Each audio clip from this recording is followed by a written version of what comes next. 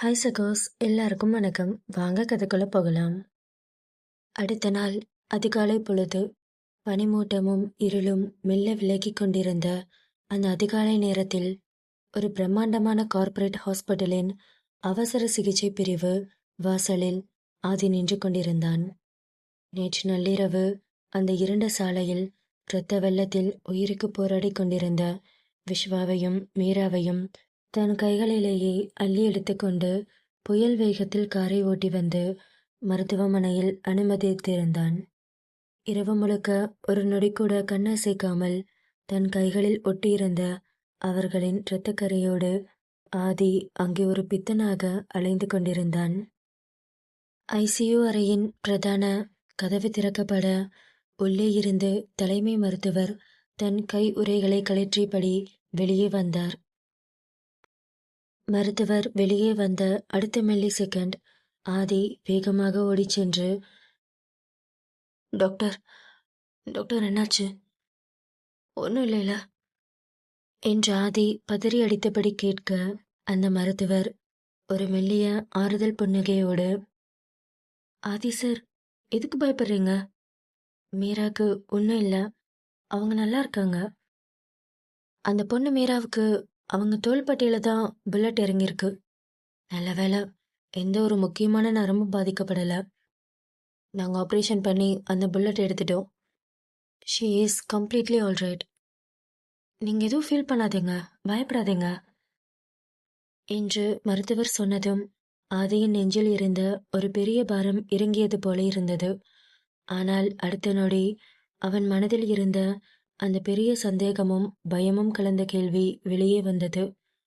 ஆதி குரல் தெளித்தலுக்க மிகவும் தயக்கத்தோடு, இல்லை டாக்டர், அது அது வந்து மீரா 3 months ப்ரெக்னெண்ட்டாக இருக்கா. குழந்தைக்கு எதுவும். பயப்படாதீங்க ஆதி சார், அந்த பொண்ணோட தைரியம்தான் அந்த குழந்தைய காப்பாத்திருக்கு. அந்த புல்லட் காயத்திலையோ அதிர்ச்சியிலையோ குழந்தைக்கு எதுவும் ஆகலை. பேபியும் நல்லா இருக்கு. நீங்கள் அப்பாக போகிறீங்கல்ல, அதை நினச்சி சந்தோஷப்படுங்க, வேற அதை பற்றி கவலைப்படாதீங்க என்று மருத்துவர் கூறிய அந்த நொடியில் ஆதியின் நெஞ்சுக்குள் அளவற்ற சந்தோஷம் வெள்ளமாக பாய்ந்தது. ஆனால் அவன் உதட்டில் சிரிப்பு கூட வரவில்லை. அவனால் அந்த நொடியில் சிரிக்கக்கூட முடியவில்லை. அவனது இதழ்களில் ஒரு சிறிய புன்னகை கூட அரும்பவில்லை.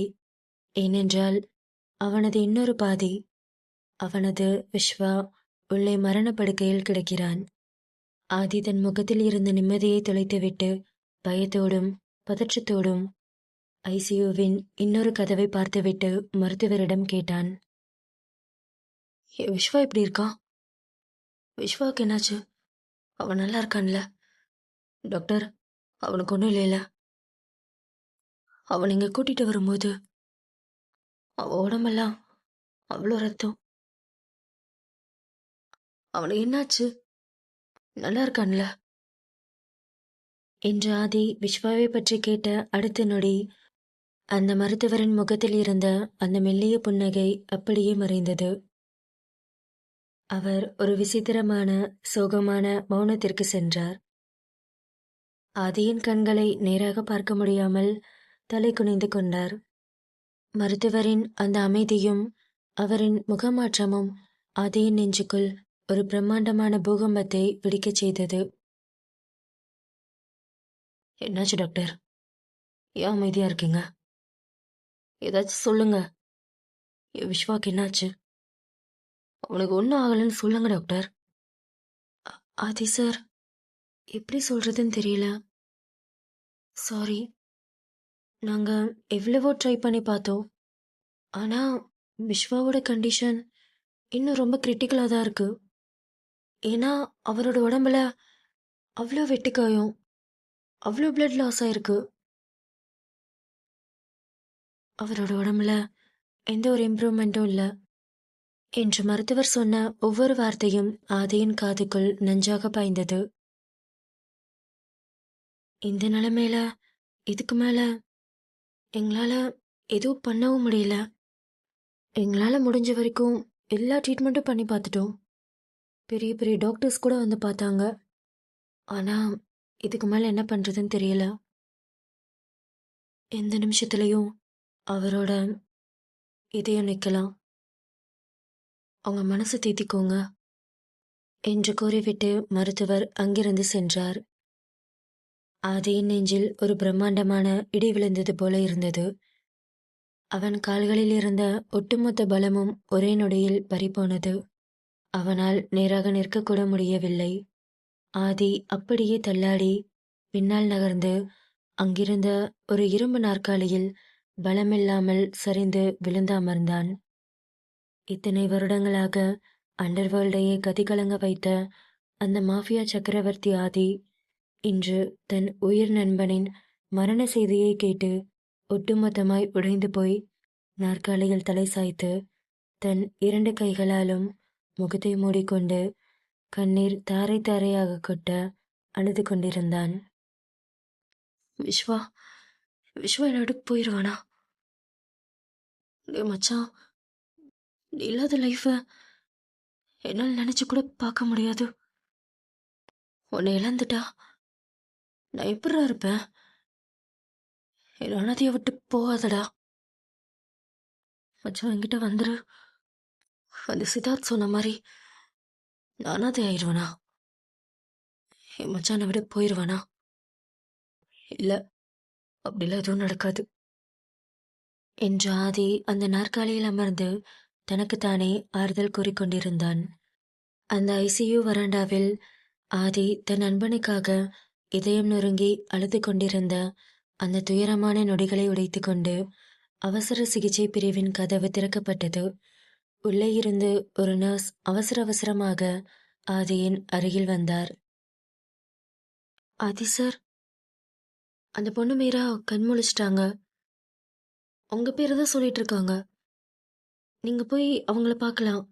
உள்ள போய் பாருங்க என்று அந்த நர்ஸ் சொன்ன அந்த ஒரு வார்த்தை ஆதியின் உடைந்த இதயத்திற்குள் ஒரு சிறிய நிம்பிரான ஒளியை கொடுத்தது. விஸ்வாவின் சோகம் ஒரு பக்கம் நெஞ்சை அடைத்தாலும் தன் உயிரான மீரா கண்முழித்து விட்டாள் என்றதும் ஆதிக்கு தன் கால்கள் தரையிலேயே படாதது போல இருந்தது. நாற்காலியிலிருந்து சட்டென்று எழுந்தவன் ஐசியுவின் வாசலை நோக்கி புயல் வேகத்தில் ஓடினான். ஆதி அறையின் கதவை தள்ளிவிட்டு உள்ளே நுழைந்தான்.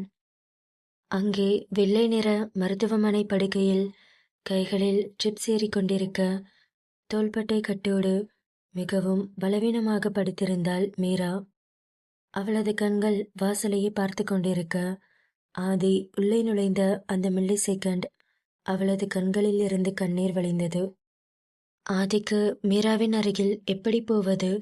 அவளிடம் இத்தனை நாட்களுக்கு பிறகு என்ன பேசுவதென்றே தெரியவில்லை.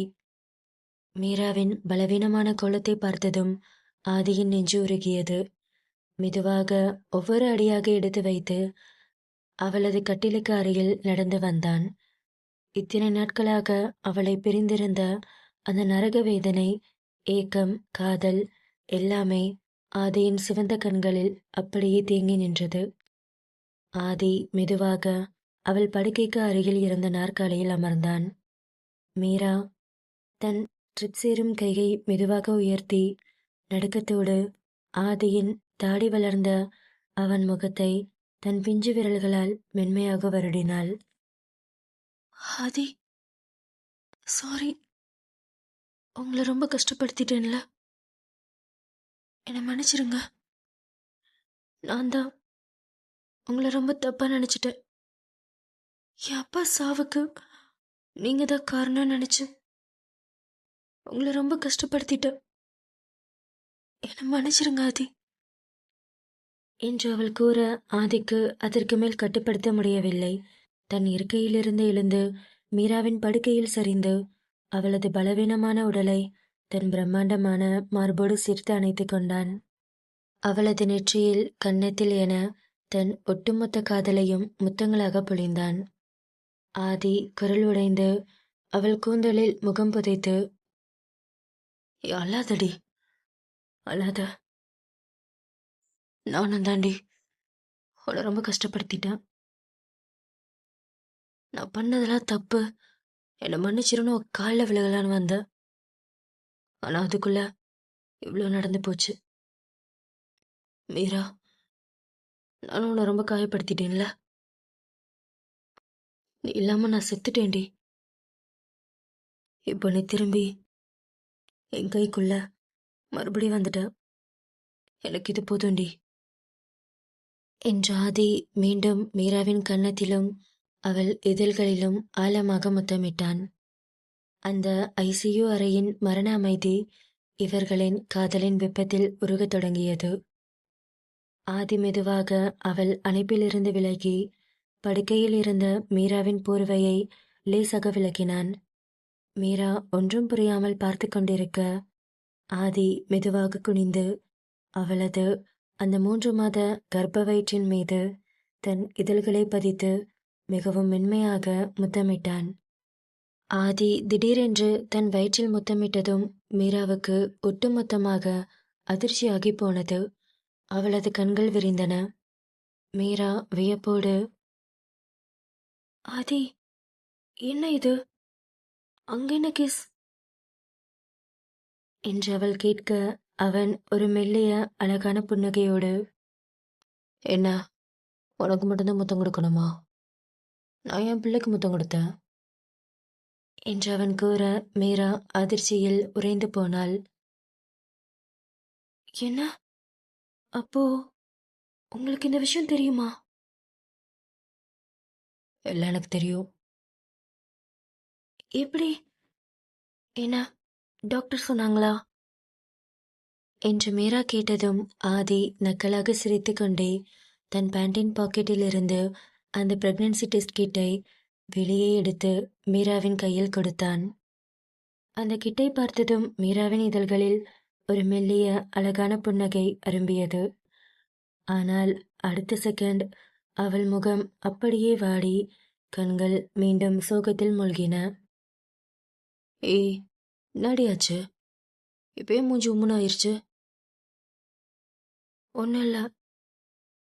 இப்போ சொல்ல போறியா இல்லையா? அது, இந்த விஷயத்த நான் தான் உங்ககிட்ட சொல்லணும்னு எவ்வளோ ஆசையாக இருந்தேன்னு தெரியுமா? ஆனால் கேடி, நான் சொல்கிறதுக்கு முன்னாடியே நீங்களே கண்டுபிடிச்சிட்டீங்க. போங்க, நான் எவ்வளோ ஆசையாக வந்தேன், என்னை ஏமாத்திட்டீங்கல்ல என்று அவள் கேட்க ஆதி தன் இரு கைகளால் மீராவின் முகத்தை ஏந்தினான். இப்போ என்னடி, நீ உன் வாயால் சொல்லணுமா? சொல்லு. அதுக்கு தாண்டி இத்தனை நாள் காத்துட்டு இருந்த. சொல்லு மீரா, உன் வாயால நான் அதை கேட்கணும் என்று ஆதி அவள் கண்களை உற்று பார்க்க மீராவின் முகம் முழுக்க வெக்கத்தில் சிவந்தது. இல்ல, எனக்கு ஒரு மாதிரி இருக்கு. அந்த பக்கம் திரும்பிக்கோங்க, நான் சொல்றேன் என்று அவள் கூற ஆதி லேசான புன்னகையுடன் தன் முகத்தை திருப்பினான்.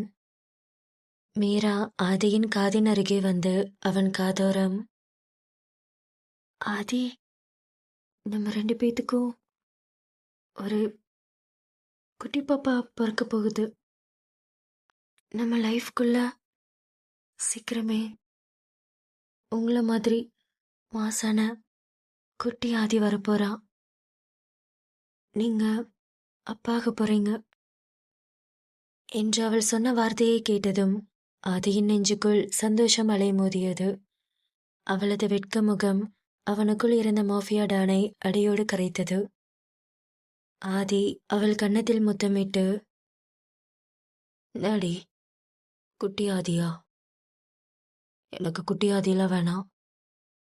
உன்ன மாதிரியே அழகா ஒரு குட்டி மீராத வேணும். அவளை என் நெஞ்சுக்குள்ள வச்சு வளர்க்கணும். அம்மா, இந்நேரம் உள்ள பாப்பா என்ன பண்ணிட்டு இருக்கோம்? நம்ம பேசுறதெல்லாம் பாப்பா கேட்குமா என்று அவன் குழந்தைத்தனமாக கேட்க மீராவுக்கு சிரிப்பு வந்தது. ஏ, சிரிக்காதடி ராட்சசி, உன்னை அப்படியே கடிச்சு வைக்கணும் போல இருக்கு. இப்போ என்ன, கடிக்கணுமா? கடிச்சுக்கோங்க. ஆனா தாடியை ஷேவ் பண்ணதுக்கு அப்புறம். அதெல்லாம் இருக்கட்டும். அன்னைக்கு பீச்சில் அந்த பாட்டி நமக்கு 5 பிள்ளைங்கன்னு சொல்லியிருக்காங்க. அதை மட்டும் மறந்துடாத. ஐயோ ஆதி, என்ன நீங்க என்று அவன் குறும்போடு பேசியதை கேட்டதும் மீரா தன் ஒட்டுமொத்த காயத்தையும் வேதனையும் மறந்து ஆதியின் கழுத்தை கட்டிக்கொண்டு அவன் நெஞ்சோடு இறுக்கமாக அவனை அணைத்து கொண்டாள். ஆதியின் அணைப்பில் இருந்த மீரா திடீரென்று ஏதோ நினைவுக்கு வந்தவளாக அவன் மார்பிலிருந்து மெதுவாக விலகினாள். அவளது முகத்தில் இருந்த அந்த வெட்கமும் புன்னகையும் மறைந்து மீண்டும் ஒரு தவிப்பு குடியேறியது. மீரா ஆதியின் கைகளை பிடித்துக்கொண்டு பதற்றத்தோடு, ஆதி, விஸ்வா அண்ணா எப்படி இருக்காரு? அவருக்கு ஒன்றும் இல்லைல்ல? அவர் நல்லா இருக்கார்ல?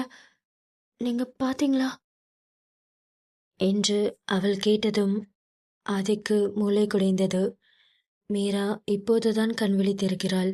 அவள் கர்ப்பமாக இருக்கிறாள் என்பதால் அவளிடம் உண்மையை சொல்லி அதிர்ச்சி கொடுக்க ஆதி விரும்பவில்லை. தன் முகத்தில் ஒரு போலி நிம்மதியை வரவழைத்துக் கொண்டு, ஏய், இப்போ எதுக்கு டென்ஷன் ஆகுற?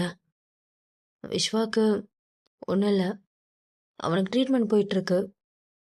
அவன் நல்லாயிருவான். அவனுக்கு ஒன்றும் ஆகாதுடி, அவன் சரியாயிருவான். ஆதி, இந்த விஷயத்தை கேட்டதுக்கு அப்புறம்தான் எனக்கு நிம்மதியா இருக்கு. ரொம்ப பயந்துட்டேன். அதெல்லாம் இருக்கட்டும், நீ எங்கடி போன? விஸ்வா கூட எப்படி? விஸ்வா தான் உன்னை பார்த்தானா? விஸ்வா தான் உன்னை கூட்டிட்டு வந்தானா? ஆதி, அதெல்லாம் இருக்கட்டும், உங்ககிட்ட ரொம்ப முக்கியமான விஷயம் சொல்லணும். என்ன? என்ன விஷயம்? அது விஸ்வா சார் யாருன்னு தெரியுமா? உங்க ஃப்ரெண்டு மட்டும் கிடையாது, என்னோட அண்ணா என்று ஆரம்பித்த மீரா நடந்தவற்றை அனைத்தையும் ஆதியிடம் கூறினாள். மீரா அந்த பிரம்மாண்டமான உண்மையை சொன்ன அடுத்த மில்லி செகண்ட் ஆதியின் ஒட்டுமொத்த உலகமே ஒரு நொடி ஸ்தம்பித்தது போல இருந்தது. அவனது கண்கள் அதிர்ச்சியில் விரிந்தன. என்னடி சொல்ற? என்ன சொல்ற நீ? விஸ்வா உன் அண்ணனா? இவ்வளோ விஷயம் நடந்திருக்கு. என்கிட்ட அவன் இதை பத்தி எதுவுமே சொல்லல என்று ஆதிக்கு ஒரு பக்கம் செம ஷாக்காக இருந்தாலும் மறுபக்கம் வார்த்தைகளால் விவரிக்க முடியாத அளவுக்கு பிரம்மாண்டமான சந்தோஷமாகவும் இருந்தது. தன் உயிர் நண்பனான விஸ்வாவும் தன் காதலி மீராவும் அண்ணன் தங்கை என்ற உண்மை அவனது இதயத்தை நெகிழச் செய்தது. ஆமா ஆதி, எனக்கு இந்த விஷயம் நேற்று நைட்டு கெஸ்ட் ஹவுஸில் வச்சுதான் தெரியும். அண்ணா ரொம்ப பாவம். எல்லா உண்மையும் மனசுக்குள்ளேயே பூட்டி வச்சுட்டு நமக்கு எந்த பிரச்சனையும் வந்துடக்கூடாதுன்னு நமக்காக எவ்வளோ பண்ணியிருக்காரு. விஸ்வா அண்ணா மாதிரி ஒரு ஃப்ரெண்டு கிடைக்க நீங்கள் கொடுத்து வச்சிருக்கணும் ஆதி என்று மீரா கூற ஆதியின் இதயம் விஸ்வாவின் மீதான பாசத்தில் அப்படியே சுக்குநூறாக உடைந்தது. தன் சொந்த அப்பாவை விட, தன் அண்ணன் தங்கை பாசத்தை விட இந்த ஆதிக்காக விஸ்வா எவ்வளவு பெரிய தியாகத்தை செய்திருக்கிறான் என்பதை நினைத்தபோது ஆதியின் நெஞ்சு விம்மியது. மீரா கட்டிலில் இருந்து எழ முயன்றாள். ஆதி, எனக்கு இப்பவே அண்ணனை பார்க்கணும், ப்ளீஸ் என்னை அவர்கிட்ட கூட்டிட்டு போங்க என்று அவள் எழ முயல ஆதி அவசர அவசரமாக மீராவின் தோள்களை பிடித்து அவளை மெதுவாக படுக்கையில் படுக்க வைத்தான். ஏய், பார்க்கலாண்டி, ஆனால் இப்போ இல்லை. உள்ள ட்ரீட்மெண்ட் போகுதில்ல, அலோவ் பண்ண மாட்டாங்க.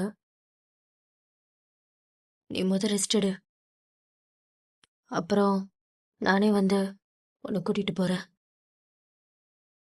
என்று கூறிய ஆதி மீராவை அமைதிப்படுத்தி அவளுக்கு போர்வையை போர்த்திவிட்டு அவளது முகத்தை பார்த்து ஒரு மெல்லிய புன்னகையை உதிர்த்திவிட்டு அவள் நெற்றியில் முத்தமிட்டு அந்த ஐசியு அறையை விட்டு மெதுவாக வெளியேறி வந்தான். ஐசியு அறையின் அந்த கதவு மூடிய அடுத்த நொடி இத்தனை நேரமாக மீராவிற்கு முன்னால் தன் அழுகையை கட்டுப்படுத்திக் கொண்டிருந்த ஆதி அப்படியே ஒட்டுமொத்தமாக உடைந்து போனான். அவனால் தன் நெஞ்சுக்குள் இருந்த பாரத்தை தாங்க முடியவில்லை. வராண்டா சுவரில் கைகளை ஓங்கி அடித்து தலையை சாய்த்து கொண்டு அவனுக்கு அவ்வளவு அழுகை வந்தது. ஒரு அண்டர்வேர்ல்ட் டவுன் என்பதை மறந்து தன் நண்பனுக்காக பித்து பிடித்து கண்ணீர் தாரை தாரையாக கொட்ட அழுது தீர்த்தான். அழுது கொண்டிருந்த ஆதி மெதுவாக தன் கண்ணீரை துடைத்து கொண்டு நிமிர்ந்தான். பார்வை மங்கி ஒட்டுமொத்த உலகமே இருண்டது போல இருந்த அந்த நொடியில் அவன் கண்கள் வராண்டாவின் அந்த பெரிய தூணுக்கு அருகில் இருந்த ஒரு இடத்தை நோக்கி சென்றன. அங்கே ஒரு பிரம்மாண்டமான கடவுள் சிலை வைக்கப்பட்டிருந்தது. சுற்றிலும் விளக்குகள் எரிய அந்த அதிகாலை வேளையில் அந்த சிலை ஒரு அமைதியான தோற்றத்தோடு காட்சியளித்தது. ஆதிக்கு தன் வாழ்நாளில் எப்போதுமே கடவுள் நம்பிக்கை இருந்ததே இல்லை. தவறு செய்பவர்களை தன் கைகளால் தண்டிப்பதும் தன் சாம்ராஜ்யத்தை இரத்தத்தாலும் பலத்தாலும் ஆள்வதுமே அவனது கொள்கையாக இருந்தது. கடவுள், பூஜை, பிரார்த்தனை என்பவற்றையெல்லாம் ஒரு பலவீனமானவர்களின் ஆயுதம் என்றுதான் அவன் நினைத்திருந்தான். ஆனால் இன்று மருத்துவர்கள் கைவிட்ட இந்த இக்கட்டான சூழ்நிலையில் ஆதியின் கால்கள் அவனையும் அறியாமல் மெதுவாக அந்த சிலையை நோக்கி நகரத் தொடங்கின. ஆதி அந்த சிலையின் முன்னால் வந்து நின்றான். கைகளை கட்டி கொள்ளவில்லை, கும்பிடவும் இல்லை. அந்த சிலையை தன் சிவந்த கண்களோடு மிகவும் அமைதியாக பார்த்தான். அவனது நெஞ்சுக்குள் இருந்த ஒட்டுமொத்த பாரமும் விஸ்வாவின் மீதான பாசமும் அவனது வார்த்தைகளில் வெளியே வந்தது. ஆதி அந்த சிலையை பார்த்தபடி, "இங்க பாரு, நீ இருக்கியா இல்லையான்லா எனக்கு தெரியாது. என் வாழ்க்கையில உன்னை நான் நம்பினதும் கிடையாது. உன்கிட்ட வந்து நான் ஏதோ கேட்டதும் கிடையாது. ஏன்னா எனக்கு தேவையானது எல்லாத்தையும் நான் தான் உருவாக்கிக்கிட்டேன். எனக்கு நான் தான் எல்லாமே வாழ்ந்தவன் தான் இந்த ஆதி. இங்க பாரு, உன்னை எப்படி கும்பிடணும், எப்படி வேண்டிக்கணும்னு கூட எனக்கு தெரியாது. தடவையா உங்ககிட்ட ஏதோ கேட்குறேன். எனக்கு என் விஸ்வா வேணும், அவ்வளோதான். என் மீராவும் என் பிள்ளையும் எனக்கு கிடைச்சிட்டாங்க. ஒரு சந்தோஷத்தை கொடுத்து இன்னொரு சந்தோஷத்தை மொத்தமாக எடுத்துக்காத. எனக்கு என் விஸ்வா மட்டும் கிடைச்சா போதும், வேற எதுவும் வேணாம் எனக்கு" என்று அவன் பேச பேச அவன் கண்களிலிருந்து கண்ணீர் வழிந்தது. ஆமா, நான் பேசுறதெல்லாம் உனக்கு கேக்குதா? இல்லை ஏதாச்சும் சிக்னல் கொடுப்பியா? அந்த சினிமாவில் கட்டுற மாதிரி பூ கீழே விழுகிறது, பெல் அடிக்கிற சவுண்டு, அந்த மாதிரி ஏதாச்சும்? அதி பைத்தியமாடா நீ. அதெல்லாம் சினிமாவில் தான் நடக்கும்.